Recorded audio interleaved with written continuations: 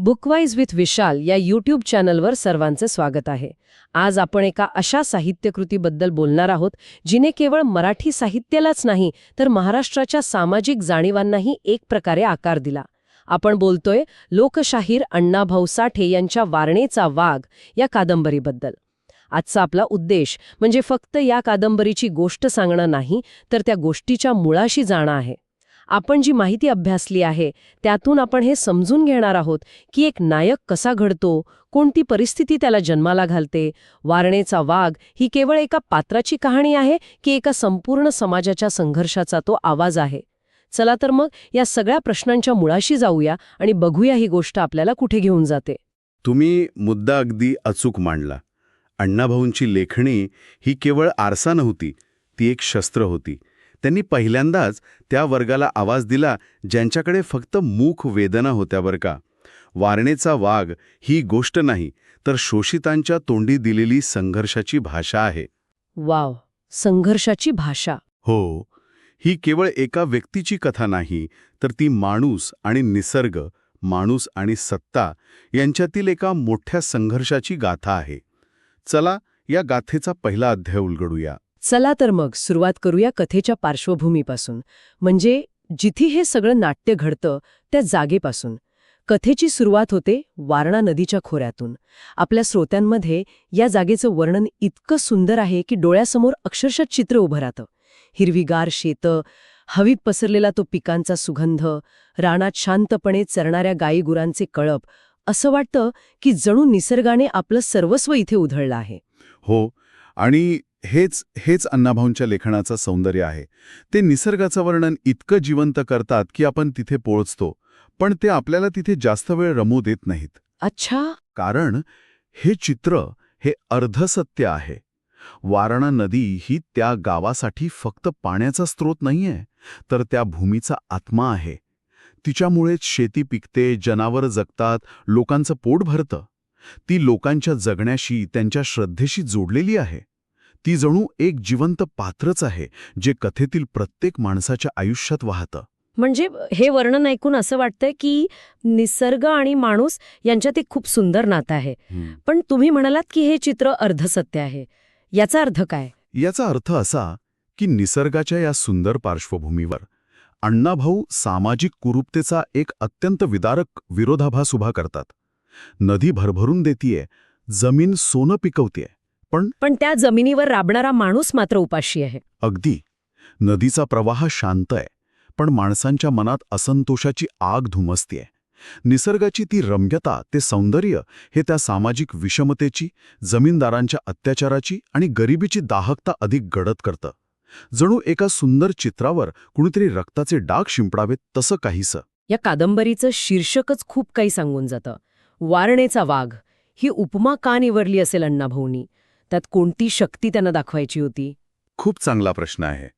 इथला वाघ हे एक प्रतीक आहे, एक विचार आहे. तो कुणी राजा महाराजा नाही किंवा मोठ्या घरात जन्मलेला नाही. तो वारणेच्या काठावर त्याच शोषित समाजात वाढलेला एक गरीब, श्रमिक पण प्रचंड स्वाभिमानी तरुण आहे. म्हणजे शारीरिक ताकदीपेक्षा जास्त काहीतरी आहे इथे. हो, वाघ म्हटल्यावर आपल्याला शारीरिक ताकद आठवते, पण इथला वाघ केवळ ताकदीचा नाही तर तो बाणेदारपणाचं प्रतीक आहे. तो झुकत नाही, मोडत नाही आणि अन्यायासमोर शेपूट घालत नाही. अच्छा. ज्या समाजात मान खाली घालून जगण्याची सवय लावली जाते तिथे ताठकण्याने उभा राहणाऱ्याला वाघ नाही म्हणणार तर काय म्हणणार? हे ऐकून मला वाटतं की खरा संघर्ष पैसा किंवा जमिनीचा नव्हता, तो स्वाभिमानाचा होता. जमीनदारांना त्याचा तो ताठकणाच मोडायचा होता. अगदी बरोबर. तुम्ही गाव्यालाच हात घातला. त्यांना फक्त त्याचा स्वाभिमान मोडायचा नव्हता, तर इतरांसाठी तो एक उदाहरण बनू नये याची भीती होती. अच्छा, म्हणजे एकाने आवाज उठवला तर बाकीचेही उठतील. बरोबर. कारण एकाने जरी मान वर केली तर बाकीच्यांनाही बळ मिळतं. शोषक व्यवस्थेला मेंढ्या हव्या असतात, वाघ नको. म्हणूनच हा नायक त्यांच्या डोळ्यात खुपतो. त्याची ताकद केवळ शारीरिक नाही तर मानसिक आहे. त्याचा करारीपणा, त्याची जिद्द. हो, हे त्याचं खरं बळ आहे. म्हणूनच गावातले शोषित लोक त्याच्याकडे आशेने बघतात आणि सत्ताधारी जमीनदार त्याला आपला सर्वात मोठा शत्रू मानतात. म्हणजे त्या गावातील सामाजिक परिस्थितीच किंवा आपण म्हणू की ती इकोसिस्टमच अशी होती की तिथे अशा एका वाघाची गरज निर्माण झाली. ती परिस्थिती नेमकी कशी होती? गाव म्हणजे जणू दोन देश होते. मध्ये एक अदृश्य भिंत होती. एका बाजूला होते जमीनदार, ज्यांच्याकडे पैसा, सत्ता आणि जमिनीची मालकी होती. त्यांचा शब्दच गावातला कायदा होता. पंचायत त्यांची, पोलीस त्यांचे, सगळं काही त्यांच्याच नियंत्रणात. आणि दुसऱ्या बाजूला होते भूमिहीन शेतमजूर, जे दिवस-रात्र काबाड कष्ट करूनही उपाशी राहत होते. पिढ्यानपिढ्या ते त्याच गरिबीच्या आणि शोषणाच्या चक्रात अडकले होते. कर्ज आणि भीती या दोन साखळदांडात त्यांचं आयुष्य जखडलेलं होतं. आणि कादंबरीचा नायक याच दुसऱ्या जगातून म्हणजे शोषित वर्गातून येतो, तो याच आगीत जन्माला आला होता. हो, त्याने लहानपणापासून आपल्या आईवडिलांचे कष्ट, जातीय अपमान आणि भूक पाहिलेली असते. आपल्या लोकांना जमीनदारांच्या दारात लाचारीने उभं राहिलेलं त्याने पाहिलं आहे. हे सगळं त्याच्या मनात साठत जातं. आणि मग त्यातूनच बंडाची भावना तयार होते. हो, याच अनुभवांमुळे त्याच्या मनात व्यवस्थेविरुद्ध बंडाची बीजे रवली जातात. त्याला प्रश्न पडायला लागतात की हे असं का? आम्हीच का राबायचं आणि त्यांनीच का मजा मारायची? माणसामाणसात एवढा फरक का? माणसाच्या स्वभावाचा पाया बालपणीच रचला जातो असं म्हणतात. या नायकाचं बालपण कसं होतं? याच काळात त्याच्यातल्या वाघाची जडणघडण झाली असेल. त्याचं बालपण म्हणजे एक प्रकारे संघर्षाचीच शाळा होती. गरिबी म्हणजे काय आणि अपमान म्हणजे काय हे तो लहानपणीच शिकला. लोकांच्या नजरा, त्यांचं तुच्छतेने बोलणं, हा भेदभाव तो लहानपणापासून अनुभवत आला होता. पण एक गोष्ट त्याच्यात उपजत होती, जी त्याला इतरांपेक्षा वेगळं ठरवत होती, आणि ती म्हणजे त्याचा स्वाभिमान. अच्छा. घरात खायला अन्न नसलं तरी तो कुणापुढे हात पसरत नाही किंवा चोरी करत नाही. कष्टाची भाकर खाण्यात तो अभिमान मानतो. पण अशा परिस्थितीत जिथे सगळेच दबलेले आहेत, तिथे एका मुलामध्ये इतका जबरदस्त स्वाभिमान आणि बाणेदारपणा येतो कुठून? केवळ अनुभवातून की आणखी काही प्रेरणा होती? इथेच अण्णाभाऊ लोककलांचं महत्त्व अधोरेखित करतात.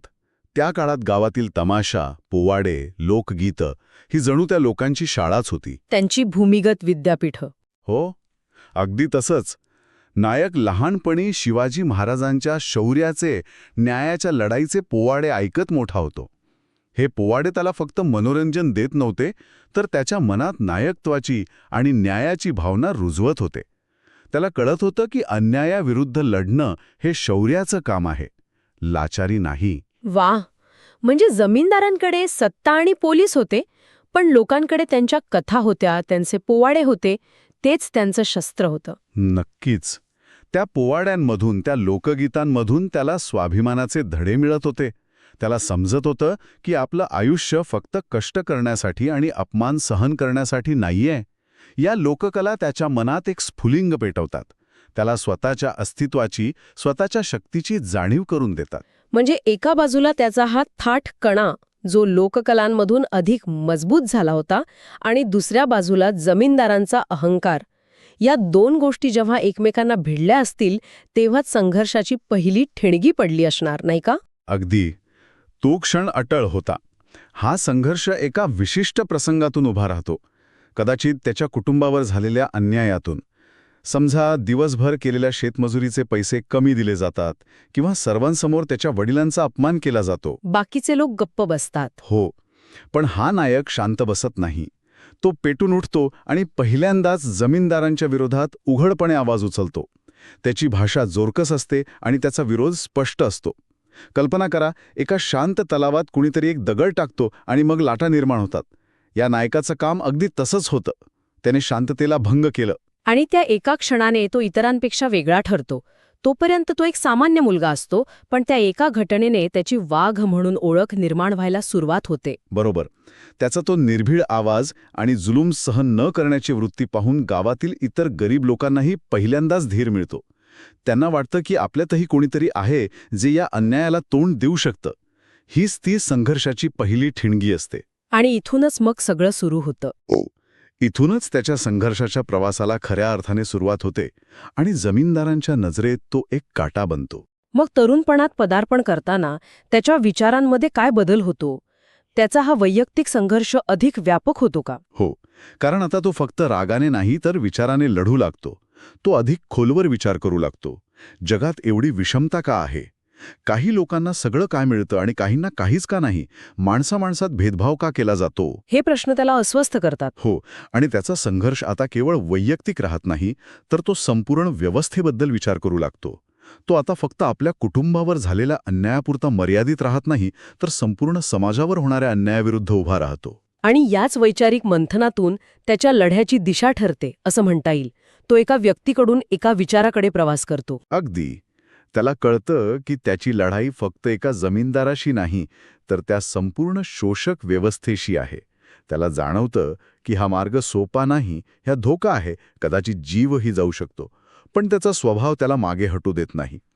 आणि मग असाच एक मोठा प्रसंग घडतो. कदाचित मजुरांच्या वेतनाचा प्रश्न असेल किंवा जमिनीच्या हक्काचा वाद. नायक लोकांची बाजू घेऊन सगळ्यांच्या वतीने बोलायला उभा राहतो. आणि त्या क्षणी तो खऱ्या अर्थाने लोकांचा नेता बनतो. हो, त्याचा आवाज बुलंद असतो. त्याचे युक्तिवाद लोकांना पटतात आणि त्याचं धैर्य इतरांना प्रेरणा देतं. या प्रसंगानंतर गावात स्पष्टपणे 2 गट पडतात. एक नायकाच्या बाजूने, न्यायाच्या बाजूने उभे राहणारे, आणि दुसरे जमीनदारांच्या बाजूने. त्याचवेळी लोकांच्या तोंडी त्याची नवी ओळख येते. त्या संघर्षाच्या धुमसचक्रीत त्याच्या निर्भीडपणाला पाहून कुणीतरी गर्दीतून ओरडतं आणि मग सगळेच म्हणू लागतात, तो पोरगा नाही, वारणेचा वाघ आहे. बरोबर. आणि इथूनच एका नव्या अध्यायाला सुरुवात होते. तर आज आपण वारणेचा वाघ या कादंबरीची एक मजबूत पार्श्वभूमी समजून घेतली. वारणेचं खोरं, तिथला निसर्गरूपी विरोधाभास, तिथला सामाजिक संघर्ष आणि या संघर्षाच्या आगीतून एका सामान्य तरुणाचा वाघ म्हणून झालेला उदय. हे विश्लेषण आपल्याला दाखवतं की नायक किंवा वाघ हा केवळ शारीरिक ताकदीने घडत नाही, तो अन्यायाविरुद्ध प्रश्न विचारण्याच्या आणि व्यवस्थेला आव्हान देण्याच्या धैर्यातून जन्माला येतो. स्वाभिमान, न्यायबुद्धी आणि संघर्ष करण्याची तयारी, हे गुणच माणसाला नायक बनवतात. हो. अण्णाभाऊ साठे आपल्याला हेच सांगतात की नायक तुमच्या माझ्यातच दडलेला असतो, फक्त त्याला पेटायला एक ठिणगी लागावी लागते. आजची ही चर्चा ऐकणाऱ्यांसाठी एक विचार मनात येतो. एका व्यक्तीच्या आवाजात इतकी ताकद कुठून येते की तो संपूर्ण समाजाचा आवाज बनतो? तो आवाज फक्त त्याचा असतो की त्याच्या मागे पिढ्यानपिढ्यांचा दाबलेला संताप असतो? यावर नक्कीच विचार करा. तुम्हाला आमची ही चर्चा आवडली असेल तर बुकवाईज विथ विशाल या चॅनलला लाईक, शेअर आणि सबस्क्राईब करायला विसरू नका. नमस्कार. आज आपण एका कथेच्या दुसऱ्या भागावर बोलणार आहोत. पहिल्या भागात आपण पाहिलं की एका सामान्य, स्वाभिमानी मुलाचा वारणेचा वाघ म्हणून ओळख निर्माण होण्यापर्यंतचा प्रवास कसा सुरू झाला. हो. त्याचं बालपण, गावातील तो सत्ता संघर्ष आणि अन्यायाविरुद्ध त्याने पहिलं पाऊल उचललं, ती एक ठिणगी होती. फक्त स्वतःच्या अपमानावर, स्वतःच्या अस्तित्वासाठी पेटलेली एक लहानशी ठिणगी. अगदी. पण आता आपण ज्या दुसऱ्या भागात आलो आहोत, तिथे या ठिणगीचा वणवा होतो. हा भाग म्हणजे संघर्षाची केवळ पुढची पायरी नाही, तर ही लढाईचं स्वरूपच बदलून टाकणारा टप्पा आहे. बरोबर. आता लढा एका व्यक्तीपुरता राहिलेला नाहीये, आता तो संपूर्ण गावाचा लढा बनलाय. हे कसं आहे माहितीये, जसं एखाद्या शांत, स्तब्ध तलावात आपण एक लहानसा दगड टाकतो. सुरुवातीला छोटे तरंग उठतात आणि लगेच शांत होतात. पहिल्या भागात नेमकं हेच झालं. हो, अगदी तसंच. पण आता त्या तलावात एकाच वेळी 100 लोक दगड टाकू लागलेत. आता ते तरंग लहान राहिलेले नाहीत, ते एकमेकांत मिसळून लाटा बनल्या आहेत आणि त्यांनी संपूर्ण तलावालाच ढवळून काढलंय. जबरदस्त उदाहरण आहे. या भागात आपण हेच पाहणार आहोत की एका व्यक्तीने पेटवलेली न्यायाची ती लहानशी ठिणगी संपूर्ण गावात बदलाची आग कशी लावते. अगदी. आणि मला या भागातली सर्वात भारी गोष्ट ही वाटते की इथे फक्त मारामारी किंवा बाह्य संघर्ष नाहीये. खरी लढाई 2 ठिकाणी सुरू आहे. एक गावाच्या वेशीवर आणि दुसरी नायकाच्या डोक्यात. एका बाजूला गाव आहे, दुसऱ्या बाजूला त्याचं घर आहे, त्याची आई आहे. हो, ती घालमेल. हो. त्या ओढाताणीत तो स्वतःला कसा सांभाळतो हे पाहणं जास्त इंटरेस्टिंग आहे. पहिल्या भागात आपण त्याला फक्त रागात प्रतिकार करताना पाहिलं. हो, एक तरुण रक्त होतं. पण आता तो जास्त जबाबदारीने वागतोय, कारण त्याला माहिती आहे की आता फक्त त्याचं आयुष्य पणाला लागलेलं नाही, तर त्याच्यावर विश्वास ठेवणाऱ्या अनेक लोकांचं भविष्य अवलंबून आहे. अगदी बरोबर. आणि लोकांचा तो विश्वास मिळवणं, ती एकजूट करणं, हे सगळ्यात अवघड काम असणार. कारण पिढ्यानपिढ्या अन्याय सहन करण्याची सवय लागलेल्या लोकांना एकत्र आणणं हे झोपलेल्या माणसाला उठवण्यासारखं नाहीये, तर त्याला मॅरेथॉन धावायला तयार करण्यासारखं आहे. हा, बरोबर. सुरुवातीला लोक नक्कीच घाबरले असतील. हा एकटा काय करणार, याचं ऐकून आपण उगीच जमीनदारांच्या डोळ्यात येऊ, अशी कुजबूज झालीच असेल. 100%. सुरुवातीला भीतीच होती. पण नायकाने त्यांना काही अशा गोष्टी सांगितल्या ज्या वरवर साध्या वाटल्या तरी त्यांनी लोकांच्या विचार करण्याच्या पद्धतीलाच धक्का दिला. या लढ्यातलं सगळ्यात मोठं शस्त्र कोणतं असेल तर ते म्हणजे नायकाचे विचार. जसं की तो एक विचार मांडतो आणि मला वाटतं तो या सगळ्या बदलाचा केंद्रबिंदू आहे. आपण नेहमी म्हणतो की मी गप्प बसलो, मी काहीच केलं नाही. हो, पण तो म्हणाला, तुमचं गप्प बसणंच अन्यायाला दिलेली परवानगी आहे. म्हणजे तुम्ही काहीही न करून सुद्धा तुम्ही अन्यायाच्या बाजूने उभे आहात. हा विचारच किती शक्तिशाली आहे. हो, आणि दुसरा विचार म्हणजे भीती हीच गुलामीची खरी सुरुवात आहे. जोपर्यंत तुम्ही घाबरतात तोपर्यंतच कोणी तुमच्यावर राज्य करू शकतं. बरोबर. ज्या क्षणी भीती संपते त्या क्षणी गुलामी संपते. आणि तिसरी सगळ्यात महत्वाची गोष्ट, स्वाभिमान हेच गरिबाचं सर्वात मोठं शस्त्र आहे. हे विचार म्हणजे नुसते शब्द नव्हते, तर लोकांच्या आत दबलेल्या आवाजाला मिळालेली एक नवी भाषा होती. आणि हीच ऊर्जा जमीनदारांसाठी सगळ्यात मोठा धोका ठरली. इथेच तर खरी गंमत आहे. ज्या जमीनदारांनी त्याला हिणवण्यासाठी, त्याला एक हिंस्त्र जनावर ठरवण्यासाठी वाघ असं नाव दिलं, तीच त्यांची सर्वात मोठी चूक ठरली. अगदी. त्यांनी नकळतपणे त्याला एक ओळख दिली जी तो स्वतः कधीच मिळवू शकला नसता. लोकांच्या मनात ते नाव आदराचं प्रतीक बनलं. बरोबर. त्यांनी त्याला भीतीचं प्रतीक बनवायचा प्रयत्न केला, पण तो लोकांच्या धैर्याचं प्रतीक बनला. हा विरोधाभास या भागाला खूप मनोरंजक बनवतो. हो. हा लढा फक्त मारामारीचा नाही, तर तो मानसिक, सामाजिक आणि आर्थिक हक्कांसाठीचा आहे. प्रत्येक छोट्या मोठ्या घटनेतून नायकाचं नेतृत्व कसं घडत जातं आणि लोकांचा विश्वास कसा वाढत जातो ते आपण पाहणार आहोत. आणि या प्रवासात तो एकटा नाही, त्याचं कुटुंब, त्याची आई आणि त्याच्या आयुष्यात येणारी एक खास व्यक्ती, हे सगळे या लढ्याचे अविभाज्य भाग आहेत. तर चला या दुसऱ्या भागातील संघर्षाच्या वेगवेगळ्या टप्प्यांचा आणि त्यातून मिळवलेल्या विजयांचा सविस्तर आढावा घेऊया. ठीक आहे. तर हे सगळं उलगडून पाहूया. जेव्हा नायकाने पहिल्यांदा जमीनदारांना उघडपणे आव्हान दिलं, तेव्हा गावातली पहिली प्रतिक्रिया काय होती?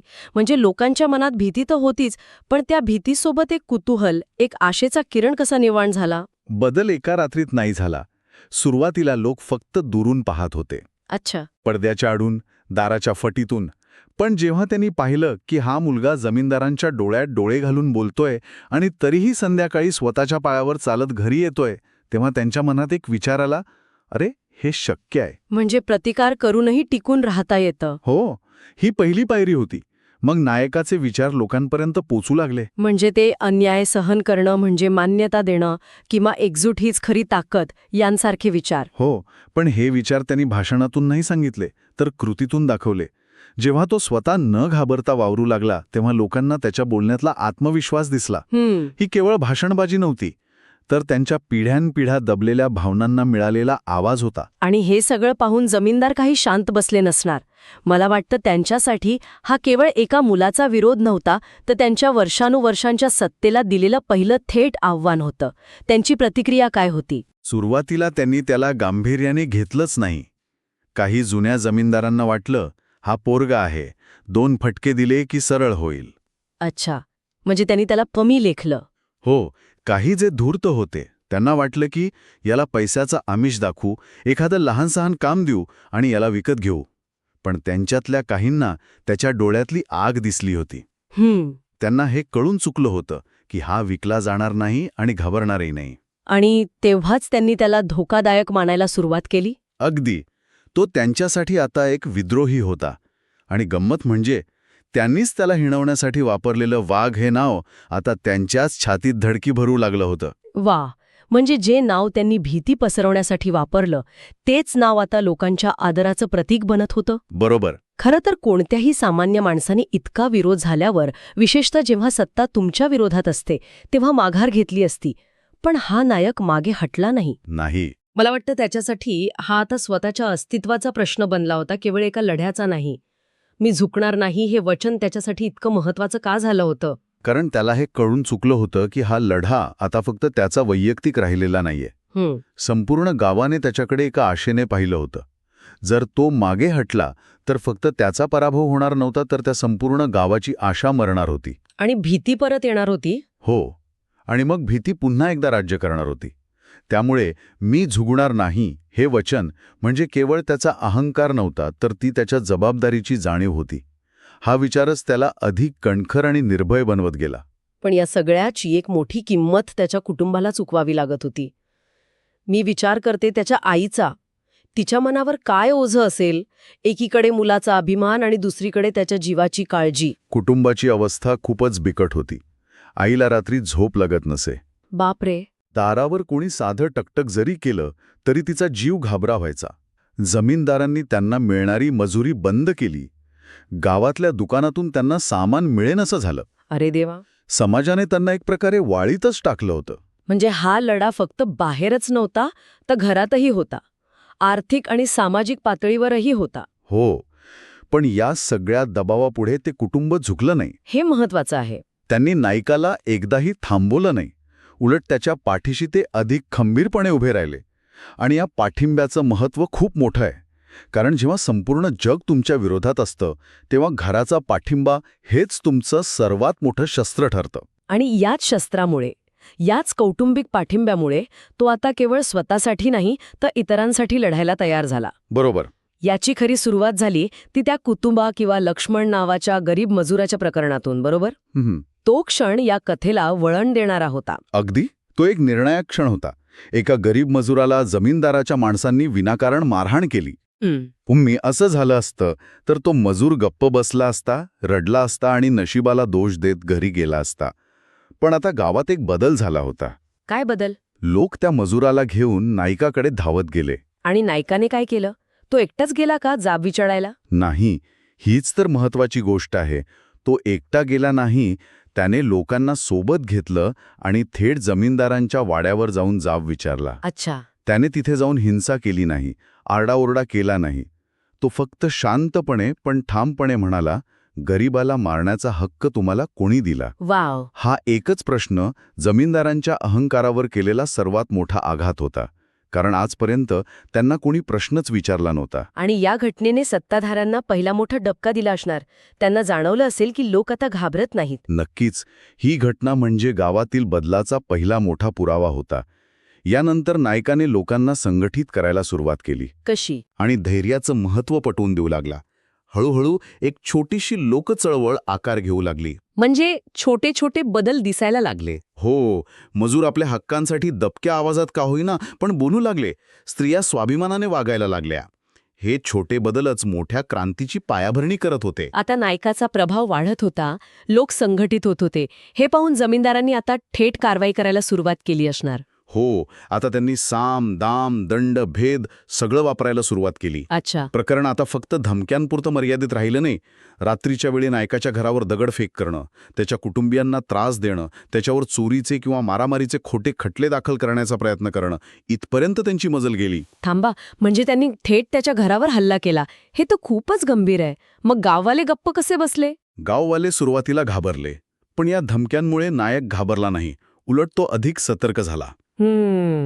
त्याला कळलं की आपला मार्ग योग्य आहे, म्हणूनच शत्रू इतका अस्वस्थ झाला आहे. आणि याच दरम्यान मजुरांच्या वेतनाचा प्रश्न पेटला. अच्छा. तो त्याचा आणि गावाचा पहिला मोठा संघटित विजय ठरला. मजुरांच्या कमी वेतनाचा प्रश्न हा तर गावातील मूळ अन्याय होता. त्याने जो मुद्दा कसा उचलला? त्याने मजुरांची एक गुप्त सभा घेतली आणि तिथे त्याने एक घोषणा दिली, कष्ट तुमचे, जमीन त्यांची, पण उत्पन्न सर्वांचे हवे. वा. त्याने लोकांना सांगितलं, आपण भीक मागत नाहीये, आपल्या घामाचा हक्क मागतोय. या एका वाक्याने मजुरांमध्ये अशी चेतना निर्माण झाली की सर्व मजूर एकत्र आले आणि त्यांनी काम बंद केलं. म्हणजे थेट संपच. जमीनदारांनी हे अपेक्षितच केलं नसेल. अजिबात नाही. त्यांना वाटलं 2 दिवसात लोक परत येतील, उपाशी पोटी किती दिवस लढतील. पण नायकामुळे लोकांचा निश्चय पक्का होता. मग काय झालं? शेतीची कामं खोळंबली, नुकसान होऊ लागलं, तेव्हा जमीनदारांना अखेर झुकावंच लागलं आणि वेतनवाढ द्यावी लागली. पण मला असंही वाटतं की यामुळे तो अधिक लोकांच्या नजरेत आला आणि त्याचे शत्रूही वाढले. एका अर्थाने हा विजय त्याच्यासाठी जास्त धोकादायक ठरला का? तुमचा मुद्दा अगदी बरोबर आहे. हा विजय केवळ आर्थिक नव्हता, तो एक मोठा मानसिक विजय होता. हो, तो महत्वाचा होता. पहिल्यांदाच गरिबांच्या एकजुटीपुढे सत्ताधाऱ्यांना झुकावं लागलं होतं. या घटनेने नायकाची ताकद प्रचंड वाढवली आणि लोकांचा आत्मविश्वास गगनाला भिडला. पण तुम्ही म्हणालात तसं, याच विजयामुळे तो जमीनदारांचा पहिल्या क्रमांकाचा शत्रू बनला. आता ते त्याला सोडणार नव्हते. हो, आता ते त्याला कोणत्याही परिस्थितीत संपवणार होते. गावात सगळ्यांनाच हा बदल आवडला असेल असं नाही. प्रत्येक समाजात एक असा गट असतो ज्याला स्थितिशीलता आवडते, बदल नको असतो. अशा सनातनी किंवा परंपरावादी गटांची काय प्रतिक्रिया होती? अगदी बरोबर. गावातील काही सनातनी लोकांना हा बदल रुचला नाही. त्यांना वाटलं की नायक जातीपातीचं संतुलन बिघडवतोय, परंपरा मोडतोय. म्हणजे नेहमीचं. हो, ते लोकांमध्ये कुजबूज करू लागले की हा मुलगा गावात भांडण लावतोय, तो लोकांना भडकवतोय. त्यांना वाटत होतं की गरिबांनी गरिबांसारखं आणि श्रीमंतांनी श्रीमंतांसारखं राहावं हीच देवाची इच्छा आहे. पण लोकांवर या आरोपांचा फारसा परिणाम झाला नाही असं दिसतंय. नाही झाला, कारण लोकांना आता सत्य कळू लागलं होतं. त्यांना दिसत होतं की नायक हिंसाचाराची नाही तर न्यायाची भाषा बोलतोय. हो. तो कोणाच्या विरोधात नाही, तो फक्त अन्यायाच्या विरोधात आहे. त्यामुळे या आरोपांना फारशी किंमत राहिली नाही. आणि या सगळ्या अनुभवांमधून नायकाचं ही जग मोठं होत होतं. त्याला आता जाणीव झाली असेल की हा प्रश्न फक्त एका गावापुरता मर्यादित नाहीये. हो, त्याच्या मनात कोणती मोठी स्वप्न आकार घेऊ लागली होती. हो, त्याला आता व्यवस्थेचं मूळ दिसू लागलं होतं. त्याला कळलं की हा अन्याय फक्त त्याच्या गावात नाही तर सगळीकडे आहे. अच्छा. त्याच्या मनात आता केवळ वेतनवाढीचा किंवा एखाद्या व्यक्तीला न्याय मिळवून देण्याचा विचार नव्हता, तर संपूर्ण व्यवस्था बदलण्याची आकांक्षा निर्माण झाली. म्हणजे जमिनीचं योग्य वाटप, सर्वांसाठी शिक्षण, जातीवादाचा अंत, स्त्रियांचा सन्मान, शोषणमुक्त समाज, ही मोठी स्वप्न त्याला एका व्यापक संघर्षासाठी तयार करत होती. म्हणजे तो आता फक्त एका गावाचा नायक राहत नव्हता, तर एका मोठ्या विचाराचा प्रतिनिधी बनत होता. अगदी. या सगळ्या कठोर संघर्षाच्या, धोक्याच्या प्रवासात त्याच्या आयुष्यात एक भावनिक आधारही येतो. इंदू किंवा सावित्री नावाच्या एका मुलीच्या येण्याने त्याच्यात काय बदल होतो? या सगळ्या गोंधळात तो एक माणूस म्हणून कसा समोर येतो? हे खूप महत्वाचं आहे, कारण यामुळे नायक केवळ एक क्रांतिकारी किंवा लढवय्या राहत नाही, तर तो एक संवेदनशील माणूस म्हणून आपल्या समोर येतो. ती मुलगी त्याच्या संघर्षाचा, त्याच्या विचारांचा भाग बनते. जेव्हा सगळीकडून धोके असतात तेव्हा तिचे शब्द त्याला मानसिक बळ देतात. काय म्हणते ती त्याला? ती त्याला म्हणते, तुझ्या मार्गावर काटे आहेत, पण माझा हात तुझ्या सोबत आहे. हे प्रेम त्याच्या लढ्याला एक मानवी स्पर्श देतं आणि त्याला अधिक ठाम बनवतं. ती त्याला आठवण करून देते की तो कशासाठी लढतोय, एका चांगल्या प्रेमळ जगासाठी. आणि मग चळवळ मोठी होत असताना संघर्षाचं शिखर गाठलं जातं. कथेतील तो सर्वात मोठा आणि निर्णायक टप्पा येतो, जेव्हा एका स्त्रीवर किंवा गरीब कुटुंबावर मोठा अन्याय होतो. या प्रसंगामुळे कथानकाला कोणतं वळण मिळतं? तो कथेतील सर्वात काळजाला हात घालणारा क्षण आहे. चळवळ वाढत असताना जमीनदार सूड घेण्यासाठी एका गरीब कुटुंबावर किंवा एका स्त्रीवर अमानुष अत्याचार करतात. ही घटना संपूर्ण गावाला हादरून टाकते. बापरे. लोकांच्या मनात भीती आणि संताप दोन्हीचा उद्रेक होतो. या घटनेनंतर नायक थेट भूमिका घेतो. तो आता फक्त जाब विचारत नाही. मग तो काय करतो? तो कसा प्रतिसाद देतो या घटनेला? तो एक जाहीर सभा घेतो आणि घोषणा करतो, आम्ही न्याय मागतो, भीक नाही. आणि मग तो जे बोलतो ते वाक्य या लढाईची दिशा ठरवतं. कोणतं वाक्य? तो म्हणतो, त्यांनी बळाचा वापर केलाय, आता बळाला बळाने उत्तर देण्याची वेळ आलीय. याचा अर्थ काय होता? तो हिंसाचाराचा मार्ग स्वीकारणार होता का? नाही, बळाला बळाने उत्तर म्हणजे आता केवळ अर्जविनंत्या पडून वाड्यावर जाऊन जाब विचारून चालणार नाही.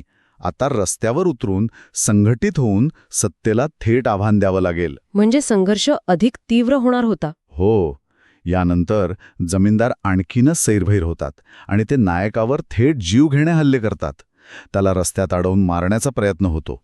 त्याच्या घरावर हल्ला केला जातो. आणि या हल्ल्यांमधून तो वाचतो कसा? तो वाचतो कारण त्याच्या मागे आता संपूर्ण गाव उभं आहे. वाव. लोक त्याला वाचवण्यासाठी स्वतःचा जीव धोक्यात घालतात. ते त्याच्यासाठी ढाल बनून उभे राहतात. या टोकाच्या संघर्षानंतर त्याची वाघ ही प्रतिमा कायमची दृढ होते. आता तो फक्त एक माणूस नाही, तर तो लोकांच्या स्वाभिमानाचं, त्यांच्या धैर्याचं प्रतीक बनतो. जमीनदारांसाठी तो एक भय असतो, तर गरिबांसाठी तो एक आधारस्तंभ असतो. तोच वारणेचा वाघ. तर आजच्या या चर्चेतून हे स्पष्ट होतंय की नायकाचा वारणेचा वाघ बनण्याचा प्रवास हा केवळ शौर्याचा किंवा मारामारीचा नव्हता. नाही, तर तो लोकांच्या मनात आत्मविश्वास आणि एकजुटीची भावना निर्माण करण्याचा होता. जमीनदारांनी पेरलेली भीतीची जागा आता धैर्याने घेतली होती. अगदी खरं आहे. पण यातून एक महत्वाचा प्रश्न निर्माण होतो. जेव्हा एखादी व्यक्ती व्यवस्थेविरुद्ध मशाल घेऊन उभी राहते तेव्हा ती केवळ अंधार दूर करत नाही तर इतरांना स्वतःची ज्योत पेटवण्याची प्रेरणा देते. बरोबर. पण अशा मशालीला विझवण्यासाठी वादळेही तेवढ्याच ताकदीने येतात. मग या संघर्षात टिकून राहण्यासाठी केवळ एका व्यक्तीच्या धैर्याची गरज असते की संपूर्ण जनतेच्या अखंड साथीची? हा खूप महत्वाचा प्रश्न आहे. यावर विचार करायला नक्कीच हवा. तुम्हाला हा आढावा आवडला असेल तर बुकवाईज विथ विशाल या चॅनलला लाईक, शेअर आणि सबस्क्राईब नक्की करा. पुढच्या वेळी आपण या पुस्तकाच्या शेवटच्या भागाचा आढावा घेऊ, जिथे हा संघर्ष कोणत्या निर्णायक वळणावर पोहोचतो हे पाहू. नमस्कार. वारणेचा वाघ या कादंबरीवरच्या आपल्या चर्चेच्या या अंतिम म्हणजे तिसऱ्या भागात सगळ्यांचं स्वागत आहे. नमस्कार. आपण आत्तापर्यंत नायकाच्या प्रवासातले 2 खूप महत्वाचे टप्पे पाहिले आहेत आणि आज आपण त्या प्रवासाच्या शिखरावर पोहोचणार आहोत. हो, आणि मला वाटतं हा फक्त कथेचा शेवट नाहीये, तर हा एका विचाराचा उदय आहे. म्हणजे पहिल्या भागात आपण पाहिलं की एका सामान्य मुलाच्या मनात न्यायाची ठिणगी कशी पडते. बरोबर. त्याचं बालपण, त्याची जडणघडण. हो, आणि सत्यासाठी काहीही करण्याची त्याची तयारी कशी होते हे सगळं आपण समजून घेतलं. आणि मग दुसऱ्या भागात तीच ठिणगी हळूहळू म्हणजे एका वणव्याचं रूप घेऊ लागली. नायकाचा जो व्यक्तिगत संघर्ष होता तो आता गावाचा संघर्ष बनला. अगदी. त्याने जमीनदारांच्या अन्यायाला थेट आव्हान दिलं आणि जे दबलेले पिचलेले लोक होते त्यांच्यासाठी तो एक आशेचा किरण बनला. एक नेता म्हणून तो कसा उभा राहिला हे आपण पाहिलं. आणि आज आपण त्या वादळाच्या थेट केंद्रस्थानी प्रवेश करणार आहोत. हा कथेचा तो भाग आहे जिथे संघर्षाची तीव्रता एकदम परमोच्च बिंदूवर पोहोचते. अच्छा. इथे कट कारस्थानं आहेत, भावनिक द्वंद्व आहे, धैर्याची कसोटी आहे आणि सगळ्यात महत्त्वाचं म्हणजे एका व्यक्तीचा वारणेचा वाघ म्हणून अमर होण्याचा प्रवास आहे. म्हणजे हा भाग फक्त घटनांनी नाही तर भावनांनी आणि विचारांनी जास्त भरलेला आहे. नक्कीच. म्हणजे असं म्हणता येईल की आत्तापर्यंत जे काही पेरलं गेलं होतं ते आता उगवण्याची वेळ आली आहे. कारण नायकाच्या नेतृत्वाने गावात एक वेगळीच एकी निर्माण झाली होती. हो, लोक आता गप्प बसत नव्हते, ते प्रश्न विचारत होते, आपल्या हक्कांसाठी आवाज उठवत होते. आणि हीच गोष्ट जमीनदारांसाठी आणि त्यांच्या त्या व्यवस्थेसाठी धोक्याची घंटा होती. बरोबर. त्यांना कळून चुकलं होतं की आता ह्या एका माणसाला थांबवून चालणार नाहीये.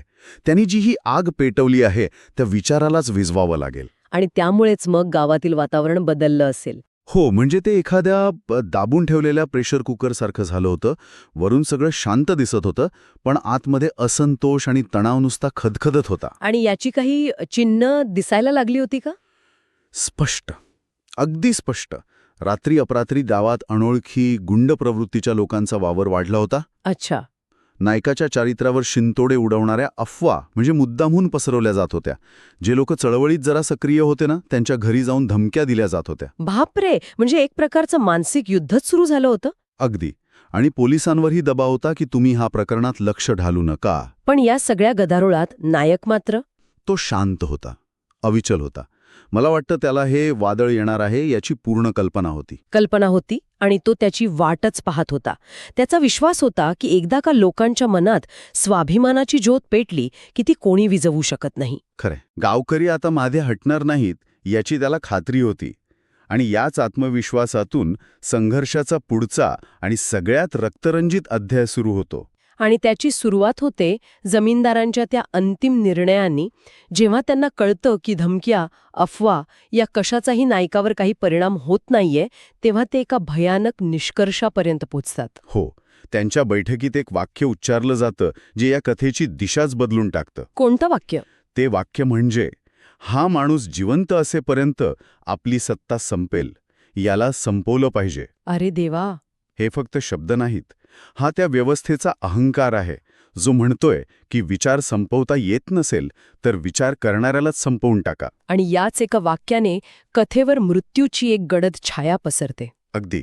पण मला इथे एक प्रश्न पडतो की त्यांना खरंच असं वाटत होतं का की नायकाला संपवून ते हा विचार संपवू शकतील? हाच तर त्यांचा सगळ्यात मोठा गैरसमज असतो.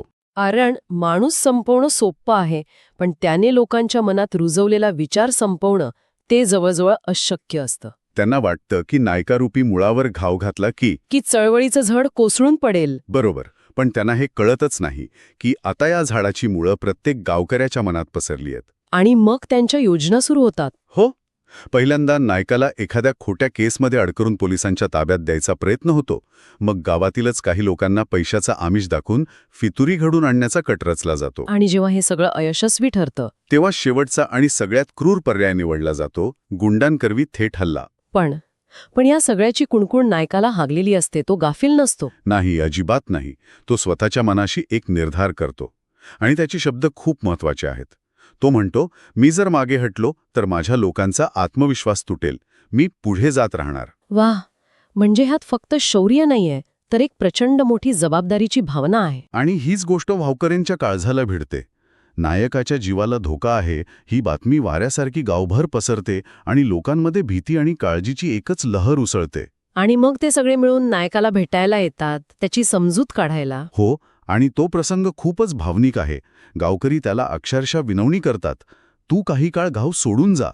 तू जिवंत राहिलास तरच ही चळवळ जिवंत राहील. म्हणजे त्यांच्यासाठी नायकाचा जीव त्या चळवळीपेक्षाही मोठा होता. हो, ही त्यांच्या प्रेमाची आणि आदराची पोचपावती होती. पण इथे नायकाचं खरं मोठेपण दिसतं. हो, आणि त्याची वैचारिक स्पष्टता. तो त्यांना शांतपणे समजावतो. तो म्हणतो, मी पळून गेलो तर येणाऱ्या पिढ्यांना काय संदेश जाईल?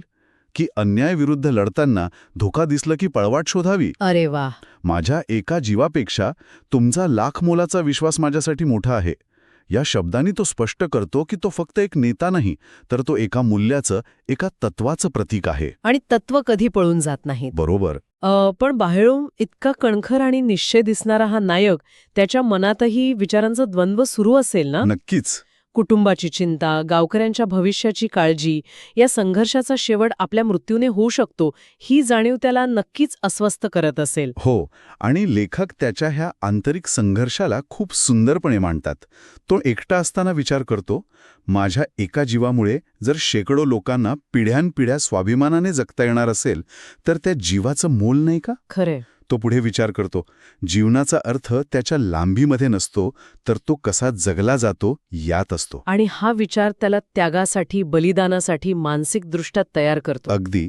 तो मृत्यूला स्वीकारायला तयार होतो, पण पराभवाला नाही. आणि मग ती घटना घडते जी या दाबून ठेवलेल्या वातावरणात ठिणगी टाकण्याचं काम करते. हो, एक अशी घटना जी नायकाला कृती करायला भाग पाडते. काय होतं नक्की? जमीनदारांचे गुंड गावातील एका अत्यंत गरीब कुटुंबावर, शंकर, त्याची पत्नी सोनाबाई आणि मुलगा लक्ष्मण यांच्यावर अमानुष अत्याचार करतात. अरे रे. आणि कारण काय? कारण फक्त इतकंच की ते कामगारांच्या सभेला गेले होते. हा हल्ला त्या कुटुंबावर नव्हता, तर चळवळीत सामील होणाऱ्या प्रत्येक सामान्य माणसाच्या धैर्यावर होता. आणि या घटनेचा परिणाम म्हणजे संपूर्ण गाव हादरून जातं. हो, जी भीती कमी होऊ लागली होती ती पुन्हा एकदा लोकांच्या मनात घर करू लागते. नायक त्या कुटुंबाला भेटायला जातो. त्यांचे अश्रू, त्यांची विटंबना आणि त्यांचा खचलेला आत्मविश्वास पाहून त्याच्या तळपायाची आग मस्तकात जाते. आणि तेव्हाच तो ठरवतो की आता पुरे, शब्दांचा काळ संपला, आता कृतीची वेळ आहे. आता अन्यायाला त्याच भाषेत उत्तर द्यावं लागेल. आणि मग तो संपूर्ण गावाची सभा बोलावतो. हा क्षण म्हणजे कादंबरीतील एक अत्यंत महत्वाचा आणि प्रभावी टर्निंग पॉइंट आहे की नाही? हो, तो हजारो लोकांसमोर उभा राहतो आणि त्याची गर्जना, ते फक्त शब्द नसतात, ती एक क्रांतीची घोषणा असते. काय म्हणतो तो? तो म्हणतो, आज मी तुमच्यासमोर वाघासारखा उभा आहे. माझ्या हातात तलवार नाही, पण माझ्या हृदयात सत्याची ताकद आहे.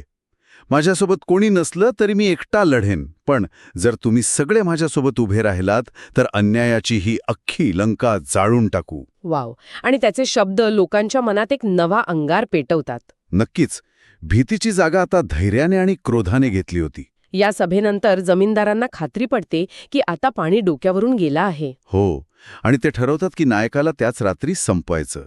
आणि मग लेखक त्या रात्रीचं जे वर्णन करतात ना, ते अंगावर काटा आणणार आहे. कसं? म्हणजे लेखक आपल्याला फक्त गुंड आले असं सांगत नाहीत, ते आपल्या डोळ्यासमोर एक चित्र उभं करतात. गावातील भयान शांतता, भीतीने घट्ट बंद झालेली दारं, आणि त्या शांततेत ऐकू येणारे पावलांचे आवाज, हे शब्द वापरून ते आपल्या मनात एक तणाव निर्माण करतात. वाचकाला असं वाटतं की तो स्वतः त्या अंधारात उभा आहे आणि मृत्यूला जवळ येताना पाहतोय. खरंय. अण्णाभाऊ साठे यांची ही लेखणीची ताकद आहे. हो. आणि अशा वातावरणात नायक घरात लपून बसत नाही. तो स्वतः घराबाहेर येतो आणि त्या सशस्त्र गुंडांच्या टोळीसमोर एकटा उभा राहतो. हा तर धैर्याचा कळस आहे. अगदी.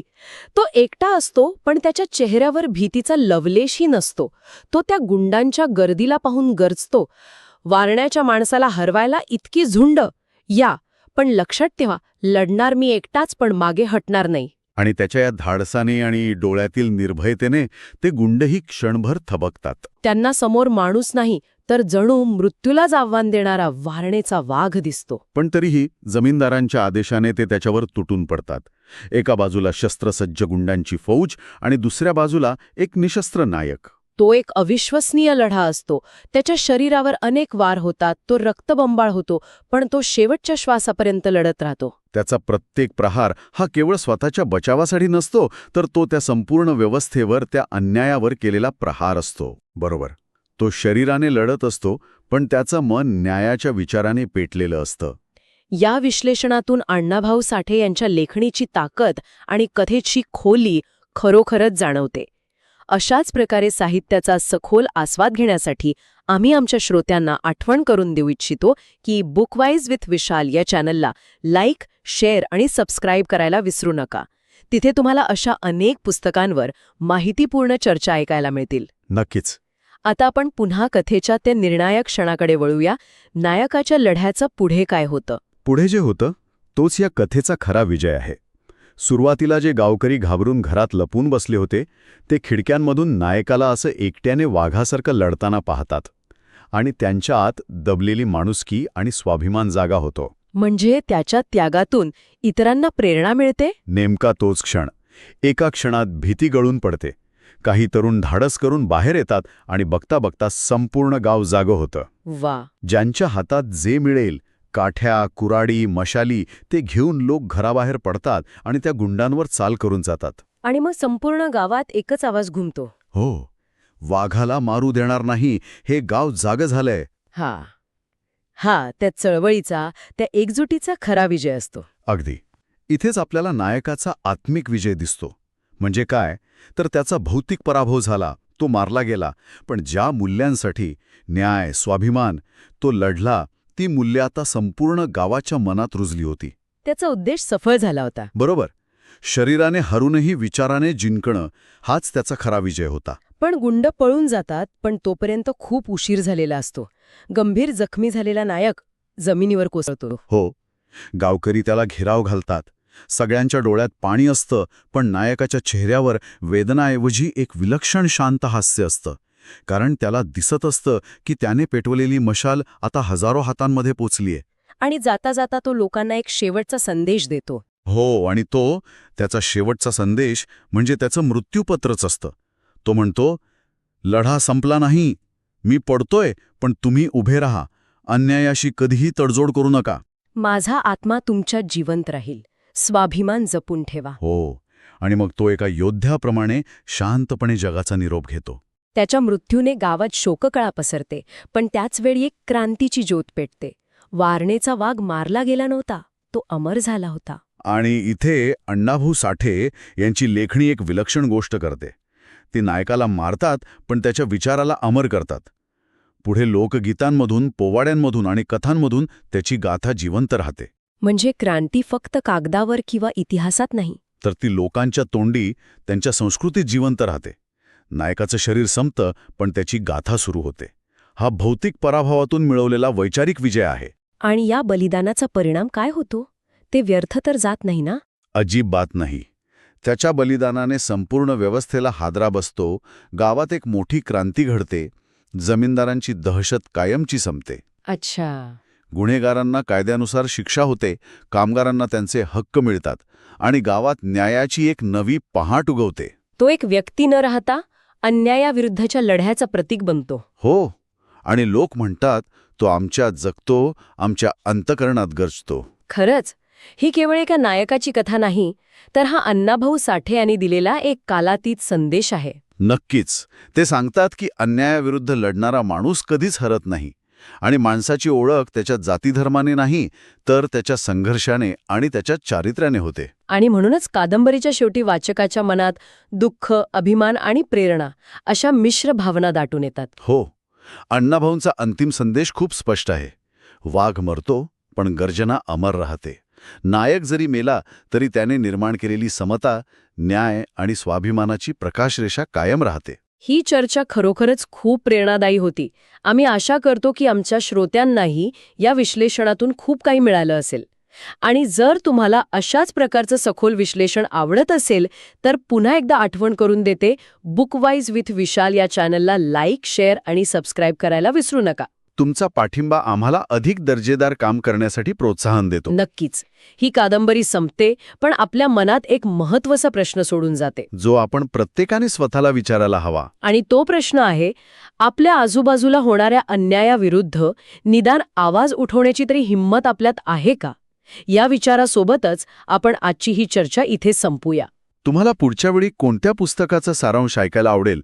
तुमच्या सूचना कमेंट्समध्ये नक्की कळवा. कदाचित पुढच्या भागात तुमच्याच आवडीचं पुस्तक असेल.